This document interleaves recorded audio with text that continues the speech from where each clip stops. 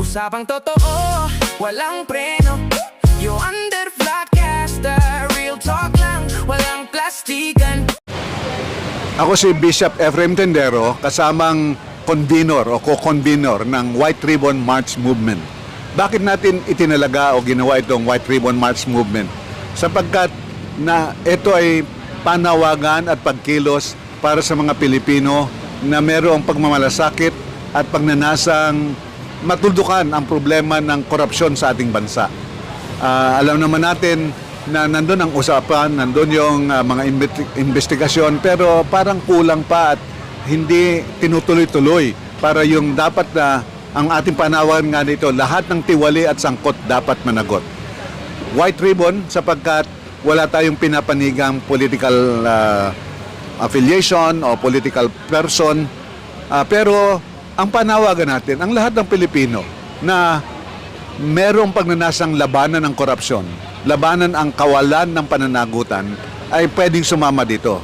Ngayon, hindi natin sila mapipigilan kung galing sila sa DDS, kung galing sila sa galing sa Makabayan o kung galing sa iba-ibang grupo.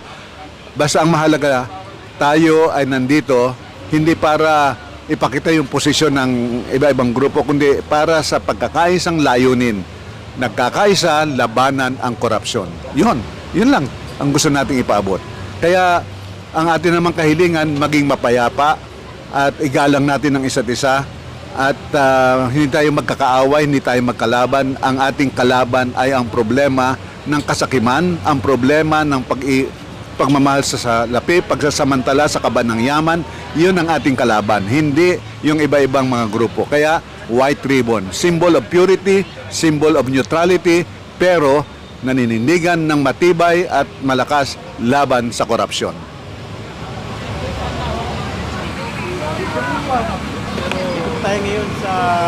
Andito po tayo ngayon sa EDSA Monument People Power at naghahanda rito yung mga kapulisan.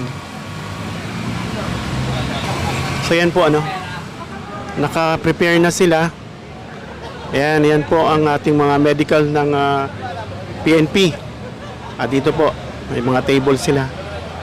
Ayan, andito yung mga health department. At dito yung stage. Puntahan natin.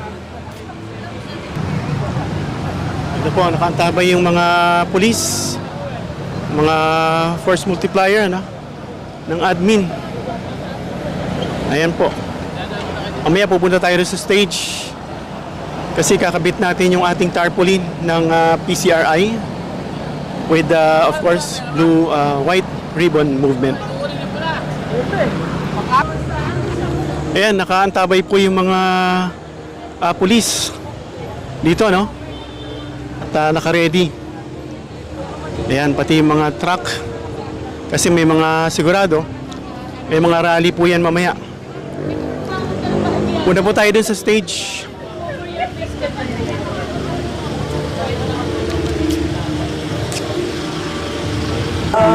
Ito po yung ating grupo, ang PCRI. Kasalukuyan po tayo nagkakabit ng tarpaulin. Ganyan po ka-dedicated ang ating grupo. Ang layunin ay i-revise o reforma ang ating lumang konstitusyon na naaayon sa kagustuhan at kapakinabangan ng lahat ng Pilipino. Yan po ang aming tarp dito. Pagwa po kami ng ilan yan. White Ribbon Movement and People's Constitutional Reform Initiative.